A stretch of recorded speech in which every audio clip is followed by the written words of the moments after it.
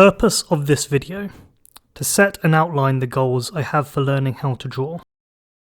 If you're watching my videos chronologically, this will be the first video you're seeing from me that goes into the specific format of how I set my goals.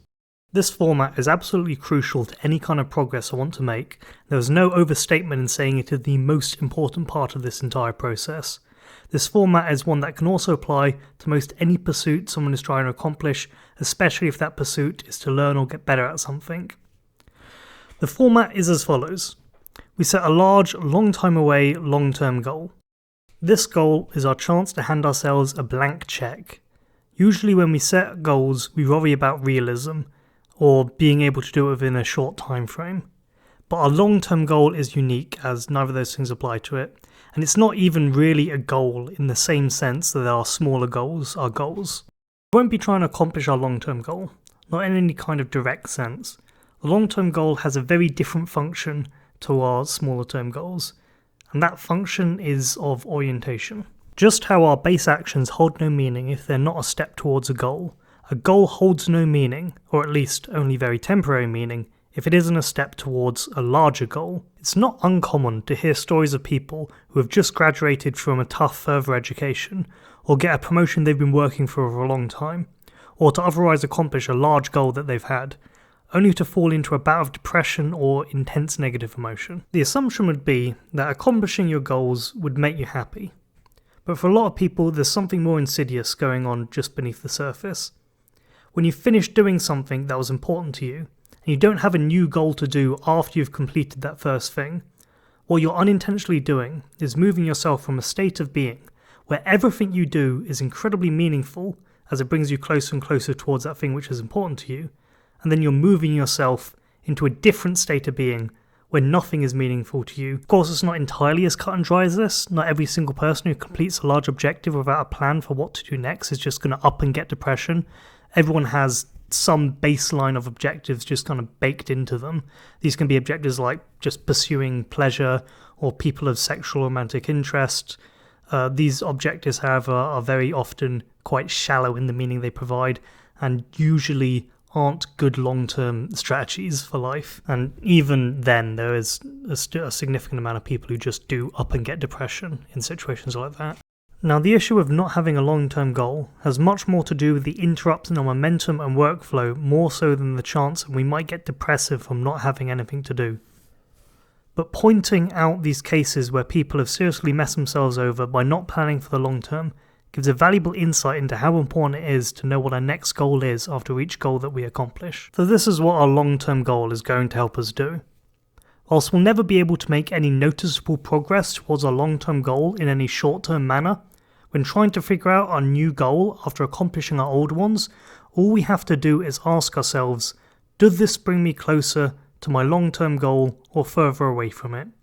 And weighing two different courses of action we could take, and we're weighing them against each other, all we have to ask is, which of these two options brings me closer to my long-term goal? So just how our short-term goals are important to help us experience meaning, our long-term goals are important to help us facilitate our short-term goals. So what is my long-term goal for drawing then? There are a lot of directions I could be putting myself in, but the destination that I decided would be most meaningful to me is I want to be commercially competitive, which is to say that I want to be able to create artwork which people will make the choice to purchase or commission, as opposed to making the choice to purchase or commission a different piece of artwork made by someone else. And this has to purely be because of the artwork. It can't be someone that I have a prior relationship to whose relationship is affecting how their purchasing decision is going through. I feel by placing the focus on the exchange of money, I'll be able to cut out a lot of the bullshit or false positivity that you can often find in internet communities. There are a lot of people out there that are pretty eager to tell you that your art looks great because they enjoy spreading positivity, which isn't a bad thing, but I do need an impartial judge. There are significantly less people that are willing to back up their compliments with actual money, so when I can get one of those people to say my art looks good, I can be reasonably sure that I've gotten to a good level. Also, I enjoy having money.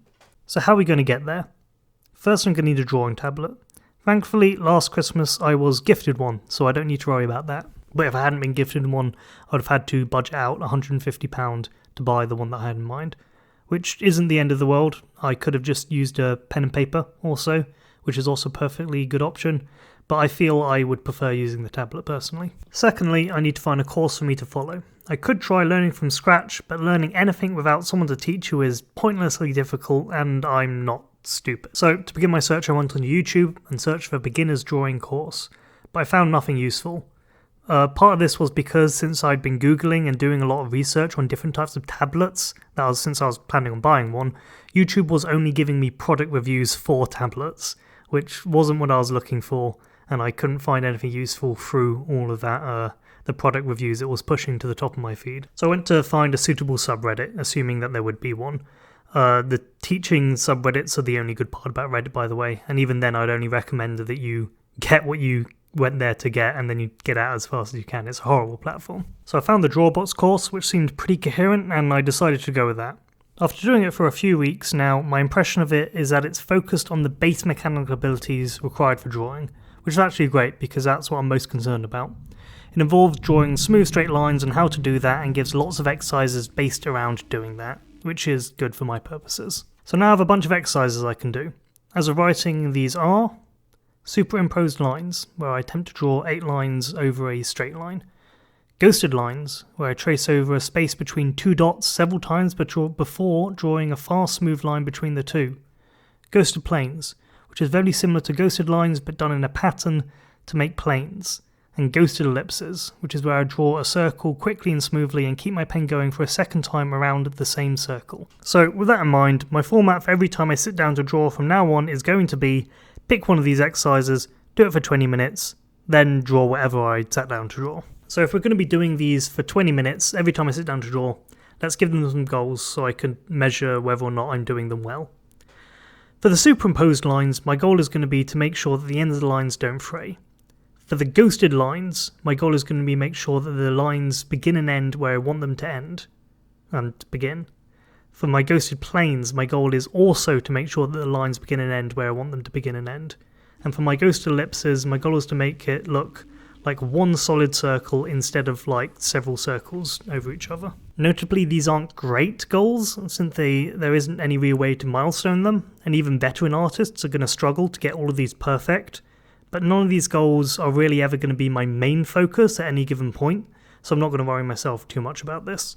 As for my current main goal to focus on, that's going to be a simple one. I'm going to take a drawing from an artist I enjoy the artwork of, and I'm going to copy that drawing.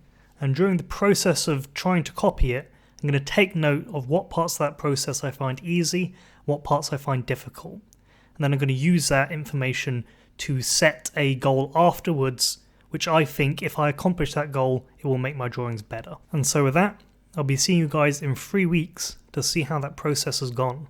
I'll also be seeing you guys next week for a template and goal setting for my next endeavour, which is going to be learning how to play the musical instrument, the piano.